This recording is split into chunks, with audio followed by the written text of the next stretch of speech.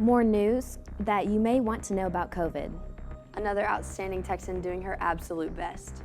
And we asked Texans some questions that may have no answer.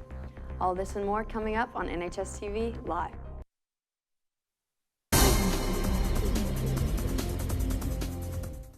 As we enter flu season, the U.S. Food and Drug Administration is planning on allowing Americans to receive a different COVID-19 vaccine for their booster shots than their original dose. According to health officials, the act of mix and matching booster shots is something many health experts say could alleviate supply issues, make the task of getting a booster simpler, and allow people who may have had adverse reactions to the initial dose to try a different shot. The possible decision to allow mixing of boosters comes as the National Institute of Health last week presented to the FDA earlier info from an ongoing study showing that it was safe to mix boosters. The study also showed signs that mixing boosters also provided a good response to the Delta variant. The FDA has already authorized boosters of the Pfizer COVID-19 vaccine for some adults and is currently considering authorization of boosters of the Moderna and Johnson & Johnson vaccines. So if and when they approve mixing of boosters, Americans should have plenty of options. We will keep you updated as the FDA updates its vaccine guidelines. More on news, the Texas House and Texas Senate passed a final version of the congressional maps for the state of Texas for the next decade, but not everyone approves of these maps. Using data from the 2020 census, the Texas legislative branch went through the process of redistricting the state, using data of how the population in the state changed up new zoning maps that will be in the area of voters for each representative for the next years. While Republicans who hold both majorities in the state House and state Senate say that these maps fairly represent everyone in the state of Texas. Several people and groups filed a lawsuit Monday challenging the new maps, saying that they are intentionally discriminatory. Moving on, I went out to meet with one of our star Texan athletes. Sadie Reed, a junior here at Northwest, not only excels academically, but athletically as well. I've been playing softball for 12 years. My dad, he always would play catch with me outside and stuff, and we just kind of always had that bond together, and I just really enjoyed it. She takes most of her inspiration from her loving coach, Coach Morrow. Coach Morrow's never let me leave the field, with feeling discouraged or anything. She's always making me feel confident in myself, and yeah, I just literally love it. I look forward to it every single day. I love the girls. The environment is just so good, and we just have so much fun out there. Not only is she amazing on the field, but she's an amazing friend. One thing I noticed about Sadie is that she brings a lot of energy, especially in the dugout, but when it comes to everything, she just brings a lot of energy, and she pumps up all her teammates and everything like that. This has been Reese Puente with NHSTV.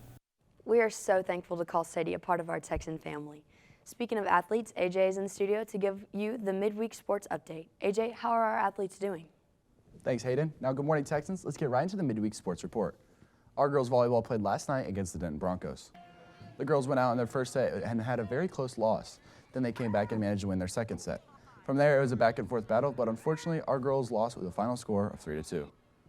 On the brighter news, number 4, Sophie Chambers hit a new record in her career, getting 1,000 assisted points. Great job, Sophie. Moving to the mat, our wrestlers started practices for the season. Coach Fresh has started their practices early. With Coach Fresh only wants her wrestlers to get ready for the first meet, with boys and girls wrestling on their first duel on November 10th against Marcus and Azel. Now that'll be all I have for sports today. Hayden will be here on Friday for the end of week sports report. Thanks for the update, AJ. Moving on to your favorite segment here on NHSTV. We had Bryce go out and ask you guys some pretty confusing questions. Where does your lap go when you stand up? Wait, what? Where does your lap go when you stand up?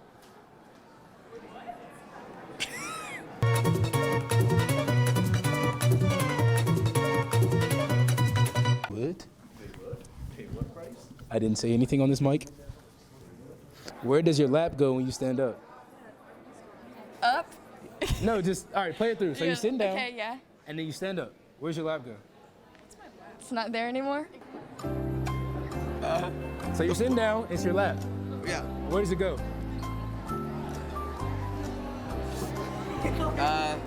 What does my lap do when I stand up? It disappears. How does it disappear?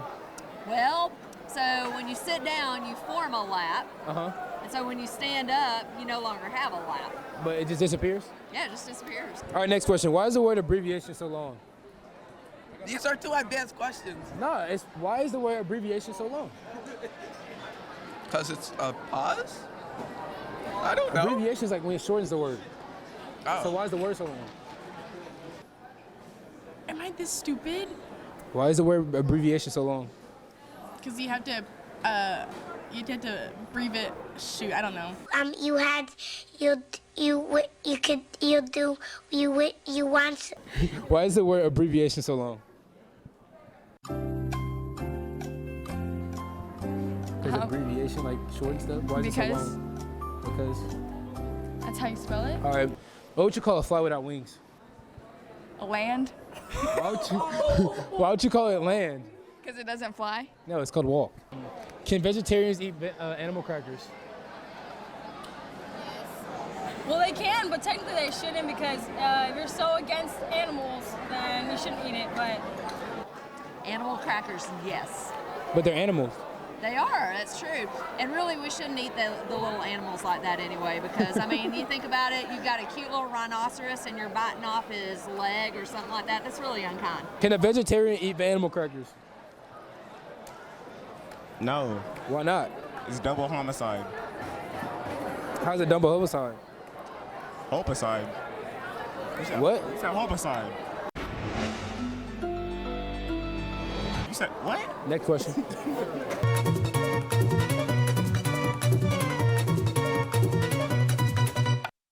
Make sure to tune in to tomorrow's show where we bring your homecoming parade recap. And we highlight a new coach here on campus. Also, boys basketball tryouts will take place next Monday, October 25th at 4:10 p.m. in the main gym. If you're interested, you must have a physical and Rank 1 forms completed with the athletic training staff before you can participate in tryouts. If you have any questions, see Coach Gaines in room 513. Have a great Wednesday, Texans. This has been NHSTV Live.